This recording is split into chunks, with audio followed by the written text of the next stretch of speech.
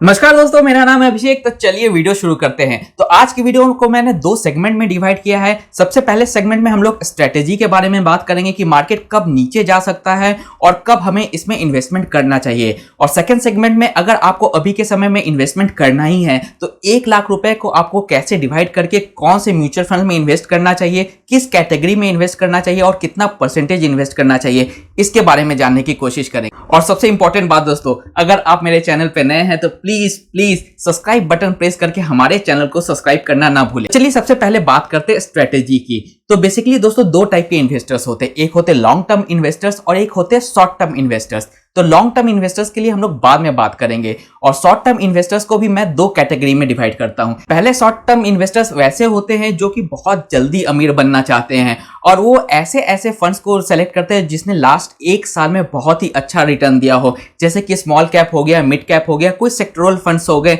कोई thematic funds हो गए। तो ऐसे इन्वेस्टर्स उस पर्टिकुलर फंड में इन्वेस्ट करके बहुत ही जल्दी अमीर बनने की कोशिश करते हैं। तो दोस्तों मैं आपको एक बात क्लियर कर दूं कि इस तरीके के प्रैक्टिस से आप आज की डेट में 30-40% का प्रॉफिट तो निकाल लेंगे, लेकिन फ्यूचर में कहीं ना कहीं आपको ऐसे प्रैक्टिस से निराशा हाथ लगेगी। और शॉर्ट टर्म में दूसरी कैटेगरी है अपॉर्चुनिस्ट इन्वेस्टर्स की। ऐसे इन्वेस्टर्स जो कि मार्केट में जब अच्छी अपॉर्चुनिटी होती है तब थोड़ा अमाउंट अपना इन्वेस्ट करके जब उनका टारगेट फुलफिल हो जाता है तो उस मार्केट से बाहर निकल आते हैं। जिसका एक एग्जांपल मैं आपको अपने इन्वेस्टमेंट से देना चाहता हूं। अगस्त महीने में जब मार्केट रेगुलर 4 से 5 दिन तक गिरा था तो उस समय मैंने अपना 1.5 लाख रुपए का इन्वेस्टमेंट किया था। ये इन्वेस्टमेंट मैंने पीजीआई मिड कैप अपॉर्चुनिटी में किया था, क्वांट एक्टिव फंड में किया था, पीजीआई फ्लेक्सी कैप में किया था और तीनों में मैंने इक्वल अमाउंट 50-50 हजार रुपए का डाला था। और आज की डेट में भी जब मार्केट 4 से 5 ट्रेडिंग सेशंस में लगातार निगेटिव में बंद हो रहा है तो आज की डेट में भी मुझे 14,000 रुपए से ज्यादा के प्रॉफिट पे बैठा हूं। और इस पर्टिकुलर इन्वेस्टमेंट से मैं दिसंबर के महीने में एग्जिट कर जाऊंगा, क्योंकि ये जो फेस्टिव सीजन का समय है इसका मैं भरपूर फायदा उठाना चाहता हूं। इसी तरीके से अगर आप शॉर्ट टर्म अपॉर्चुनिटिस्ट इन्वेस्टर हैं तो आपको भी मार्केट में जब भी 3 से 4 ट्रेडिंग सेशन में गिरावट देखने को मिले, 1 नहीं 2 नहीं 3 से 4, कम से कम 4 ट्रेडिंग सेशन में अगर गिरावट देखने को मिले तो आप आंख बंद करके अपना इन्वेस्टमेंट करें और अपना टारगेट 10 से 15% का प्रॉफिट का बिल्कुल रखें। जैसे ही आपको 10-15% का प्रॉफिट हो जाए तो आप आंख बंद करके अपना प्रॉफिट लेकर के बाहर निकल जाए। आप ये मत सोचे कि कल को मार्केट आगे जाएगा या पीछे जाएगा, आपको अपना टारगेट कंप्लीट होने के बाद में मार्केट से बाहर निकल जाना है। और जहां तक लॉन्ग टर्म इन्वेस्टर्स की बात है तो दोस्तों अभी आपका समय नहीं आया है लॉन्ग टर्म इन्वेस्टमेंट का। तो आपका समय कब आएगा? अगर निफ्टी 17,900 के सपोर्ट लेवल को तोड़ देगा, जो कि बहुत ही क्रिटिकल सपोर्ट लेवल है, अगर इसको वो ब्रेक कर देता है और नीचे ट्रेड करना शुरू कर देता है तो आप समझ जाइए कि लॉन्ग टर्म बियरिश मोड शुरू हो चुका है। और उस समय लॉन्ग टर्म इन्वेस्टर्स को एक्टिव हो जाना चाहिए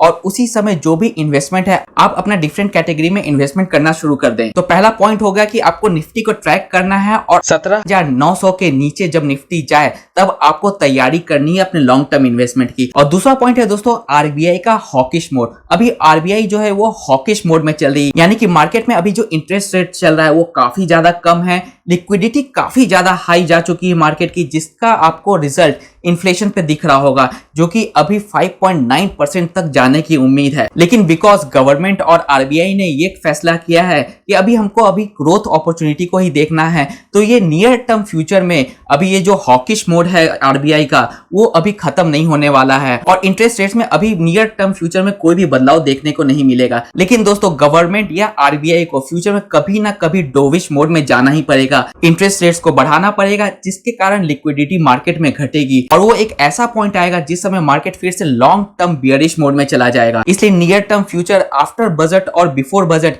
हम लोगों को ये हॉकिश टू डोविश मोड में चेंज होता दिखेगा और तब लॉन्ग टर्म इन्वेस्टर्स के लिए बहुत अच्छा अपॉर्चुनिटी निकल के आएगा कि आप अपना इन्वेस्टमेंट शुरू कर दें। तो इसलिए दोस्तों फ्यूचर में आपको आरबीआई के पॉलिसी के बारे में जानना जरूरी है, जिससे कि आप अपना इन्वेस्टमेंट डिसीजन ले सके। अगर आप इतना ट्रैक नहीं कर सकते तो कोई चिंता की बात नहीं है, आप हमारे चैनल को सब्सक्राइब कर सकते हैं और ऐसे न्यूज हम लोग आपके साथ में शेयर करेंगे जिससे कि आपका इन्वेस्टमेंट जर्नी अच्छा बीते। तो चलिए बात करते हैं प्रेजेंट सिनारियो की। तो प्रेजेंट सिनारियो में दोस्तों जैसा कि मैंने आपको पहले ही कहा, मार्केट बहुत ही ज्यादा वॉलेटाइल है और इस सिचुएशन में हमें सबसे ज्यादा सेफ जगह पे अपना इन्वेस्टमेंट करना चाहिए। और सबसे सेफ जगह अभी के सिचुएशन में मुझे बैलेंस एडवांटेज फंड में लगता है। ये बैलेंस एडवांटेज फंड डायनामिकली अपने पोर्टफोलियो को चेंज करते हैं और स्विच स्विच करते हैं डेब्ट टू इक्विटी और इक्विटी टू डेट में, जिससे आपका जो भी रिस्क फैक्टर है वो बाकी सारे कैटेगरी से मिनिमाइज हो जाए। और अगर आपके पास में 1 लाख रुपए है या 50,000 है या चाहे जितना भी अमाउंट है, उसका 30% इन्वेस्टमेंट आप बैलेंस एडवांटेज फंड में करें। और जहां तक मेरे फेवरेट बैलेंस एडवांटेज फंड की बात है, तो एडेलवेसिस बैलेंस एडवांटेज फंड की करंट एनएवी जब तक ये वीडियो रिकॉर्ड हो रही है ट्यूसडे को 39.33 पैसा पे चल रही है। तो आप इसमें पहली बाई 38.5 के आसपास में कर सकते हैं और सेकेंड बाई आप 36 में कर सकते हैं। उसके बाद में आता है कोटक बैलेंस एडवांटेज फंड। इसकी करंट एनएवी 15 रुपए के आसपास में चल रही है, तो आप अभी इसमें करंटली इन्वेस्ट कर भी सकते हैं। अगर आपको वेट करना है 1-2 सेशन का, तो 14.5 रुपए पे आप इसमें इन्वेस्टमेंट कर सकते हैं। एंड सेकंड बाई इसकी 13.5 रुपीस पे आपको करके चलनी है। लेकिन यहाँ पे एक बात मैं आपको और क्लियर कर दूं दोस्तों, जैसे कि मैंने आपको अपने एग्जांपल के बारे में बताया था कि मैंने अभी रिसेंटली अगस्त में मिड कैप, फ्लेक्सी कैप और मल्टी कैप में इन्वेस्टमेंट किया था। तो आपका सिंपल सा सवाल होगा कि जब मैं रिकमेंड कर रहा हूं बैलेंस एडवांटेज फंड, तो आखिर मैंने उसमें इन्वेस्टमेंट क्यों नहीं किया? तो इसका सिंपल सा जवाब ये है कि एडेलवाइसिस बैलेंस एडवांटेज फंड में ऑलरेडी मैंने अपने वाइफ के प्रोफाइल से इन्वेस्टमेंट कर रखा है, इसलिए बाकी के जो कैटेगरीज बचे हुए थे मुझे वो एक्सप्लोर करना था। और उस एक्सप्लोरेशन के बाद में मुझे ये 3 फंड्स अच्छे लगे जहां पे अपॉर्चुनिटी दिख रही थी, इसलिए मैंने इन्वेस्टमेंट किया। तो बढ़ते हैं अब अगले कैटेगरी के ऊपर में, जो कि है लार्ज कैप फंड का। और ये लार्ज कैप फंड में आपको 20% तक का इन्वेस्टमेंट करके चलना है। अगर आपको लार्ज कैप फंड नहीं पसंद है तो आप इंडेक्स फंड के साथ भी जा सकते हैं, लेकिन मेरी रिकमेंडेशन यही रहेगी कि इंडेक्स फंड के साथ में अभी बिल्कुल मत जाएं, आप लार्ज कैप को ही सेलेक्ट करें। और लार्ज कैप में मेरा 2 फेवरेट है, एक्सिस ब्लू चिप और कैनरा ब्लू चिप। तो एक्सिस ब्लू चिप करंटली 52.9 पैसा पे ट्रेड कर रहा है। आप इसमें पहली बाई 51 से 52 के बीच में कर सकते हैं, और दूसरी बाई अगर ये 48 के आसपास में आपको मिल जाए तो आप इसमें एक मेजर चंक का इन्वेस्टमेंट कर सकते हैं। कैनरा ब्लू चिप जो कि अभी 47 रुपीस के एनएवी के आसपास में चल रहा है, तो आप इसमें पहला बाई 46 से लेकर के 47 के बीच में कर सकते हैं। और अगर आप लॉन्ग टर्म इन्वेस्टर हैं और फ्यूचर में ये पर्टिकुलर फंड अगर 42 से 44 के एनएवी में आता है, तो आप उस समय इसमें इन्वेस्टमेंट करके लॉन्ग टर्म के लिए रख सकते हैं इस फंड को। तो दोस्तों ये तो हो गया 30 + 20 यानी कि 50% का इन्वेस्टमेंट, जो कि most one of the safest zone में मैंने आपको रिकमेंड किया है। उसके बाद में आप 20% पे स्लाइट रिस्क लेकर के फ्लेक्सी कैप या मल्टी कैप में इन्वेस्टमेंट कर सकते हैं। फ्लेक्सी कैप में मेरा फेवरेट है पराग पारिक, जो कि करंटली 53 रुपीस के एनएवी पे चल रहा है। 52 में आप इसमें आराम से इन्वेस्टमेंट कर सकते हैं। लेकिन अगर फ्यूचर में ये फंड अगर आपको 48 रुपीस पे मिल जाए, तो आप इसमें मेजर इन्वेस्टमेंट करके लॉन्ग टर्म के लिए भी आप इसमें बने रह सकते हैं। उसके बाद में मल्टी कैप में आता है क्वांट एक्टिव फंड, जो कि अभी 427 रुपीस के आसपास चल रहा है। इसमें आप अभी 410 रुपए के आसपास में इन्वेस्ट कर सकते हैं। लेकिन अगर ये 380 से लेकर 390 के बीच में आए, तो ये बहुत ही अच्छा सपोर्ट जोन है, बाइंग जोन है क्वांट एक्टिव फंड का। तब आप इसमें मेजर चंक इन्वेस्ट कर सकते हैं। 70% के अलावा अभी के सिनेरियो में आप प्लीज और भी इन्वेस्टमेंट ना करें, बाकी के 30% को आप एज अ बफर रखें। लेकिन फिर भी अगर आपको रिकमेंडेशंस चाहिए, तो मैं आपको अगला 15% मिड कैप में इन्वेस्ट करने के लिए कहूंगा। और मिड कैप में मेरे 2 फेवरेट फंड्स है, पीजीआई मिड कैप जो कि करंटली 46.7 के एनएवी पे चल रहा है। इसमें आप अभी इन्वेस्ट कर सकते हैं अगर ये 46 के एनएवी पे आपको मिल जाए, और सेकंड इन्वेस्टमेंट आपको इसमें 43 के एनएवी पे मिल जाए, तो बहुत ही अच्छा इन्वेस्टमेंट टाइम रहेगा वो आपका।